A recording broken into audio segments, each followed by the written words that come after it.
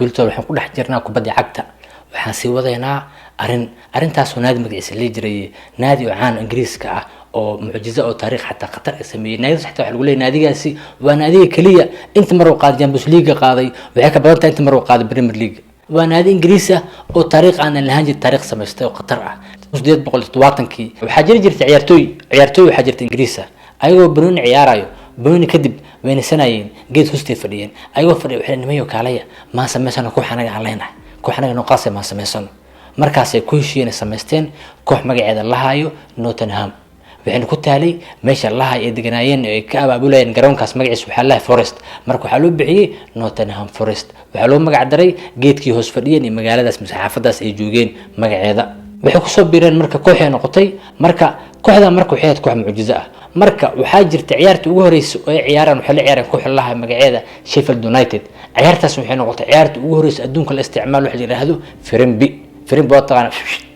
ciyaartaas ahayd ka hor waxa la isticmaali jiray intaan isticmaalin Firimbiga arbitra wuxuu isticmaali jiray calan marka ciyaartooyga markuu bunuga ciyaarayo wuxuu mashquul ku ahaan jiray ka fiiriyo ciyaartooyga mar inuu fiiriyo calanka waa lagu wareeri jiray si u socotay ahaato 100 sano kadib waxa dhacday naadigan la hayo magaciisa Nottingham Forest in ay sameeyaan waxa la mucjiso waxay keeneen tababar cusub oo bedeli doono nolosha mise qaabka mise taariikhda naadigaas tababaraha magaciisa waxa lahaa Ryan Flop Ryan wuxuu ahaa tababare ninkan wuxuu noqday mucjiso sida Ronaldinho iyo Ronaldo oo kale iyo Messi iyo wuxuu noqday sidii oo Zidane amal nin muhiim oo kooxdiisu ahaa macna soo tababare ah kooxdiis wuxuu ahaa xageed wuxuu ka ahaa nin muhiim oo important ah laga maarmin wuxuu la galay heshiis wuxuu la galay naadigan wuxuu la galay lahayo Nottingham marka heshiiska ay galeen ninkan wuxuu sameeyay ciyaartooyda inuu bedelay ciyaartooyda inuu isku qasay wuxuu sameystay ciyaartooydaas oo joogtay naadiga ciyaartooyda dhex joogtay oo ciyaareysay inuu isku qasay oo inuu isku qaso bedelay oo ka soo saaray koox cusub mid ugu horeysay waxay ahayd mid afka hore ciyaaray oo nin buuran ah inuu wuxuu dhahay kaal waryaa wuxuu nin buuran baatay kooxdiga tag mise wuxuu saacatay kii uu saacateeyay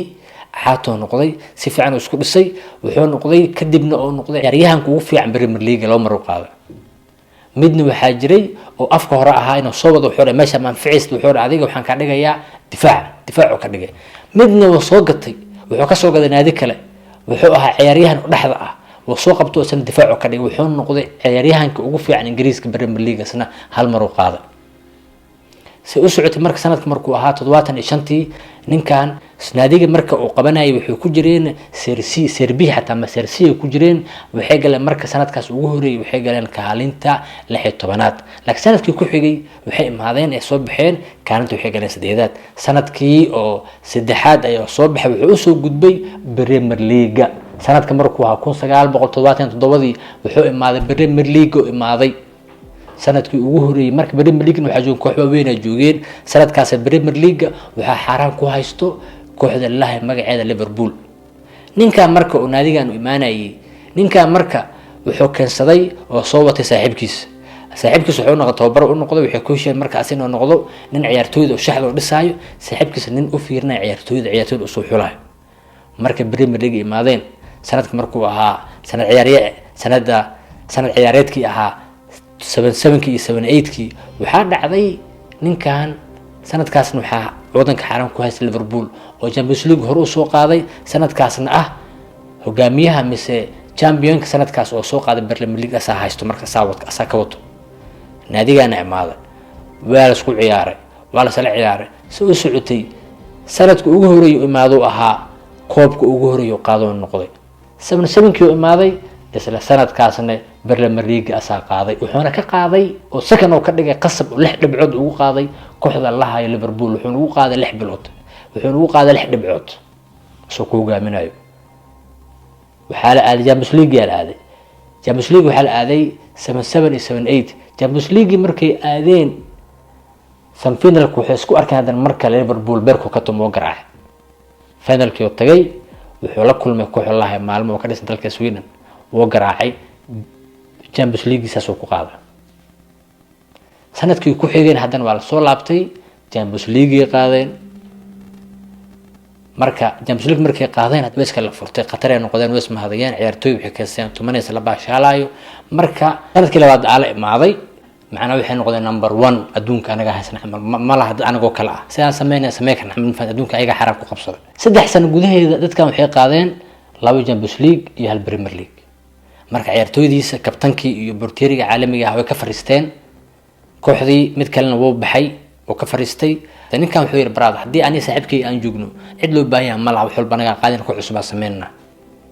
marka waxa dhacday saaxiibkiisa isku fiicnaayeen in loo doomaro hoos oo heshiis oo la galo kooxda magaceeda Derby County oo saaxiibkiisa ku baxo aado Derby County kaliisa saas ku soo noqday kaliisa kooxdii hogaaminayay laakiin asna wuu qasaaray saaxiibkiisa wuu qasaaray maxay labada la iska hor keenay waayo waxa isku hor keenay ciyaartooygiisa oo afka hore ah qatarta ah laga gatay waxa gatay saaxiibkiisa gatay kooxda laha Derby County ayaa gadatay ciyaaryahankiisa saaxiibkiisa ana gatay nasiib daro saaxiibkiisna guul uu gaari waay oo qasaaray sanad kadibna ka fadhiistay ciyaarihii 10 sano kadibna wuu dhintay ninkaana wuu qasaaray wuu si qasaaray wuu kufay wuu kufay si u socotana sanadka markuu ahaa 1993 kooxdii la Nottingham Forest meesha ku laabatay macnaha Serie B-geedii aaday ninkan xaalad soo xumaatay marka banooni dhan wanacay wuxuu galay xaalad xun oo galay marka saasay ku baxeenay ku laabteen meesha ka imaadeen ilaa hadda way maqnaayeen sanadkan ay soo laabteen marka goolka ugu dambeeyay oo dhaliyay kooxdiisa ee dhalasay intoosan banooni ka fadhiisan ninkan waxa uu dhaliyay wiilkiisa waxaan loo dhisay saaxiibkiisa taalooyin iyo tabeelooyin oo ilaa hadda la xusuuya marka xaqooda sumcada iyo wadanka kaleeyeen iyo naadigaas wallahi Nottingham Forest marka wuxuu walba nasiib day nash salaam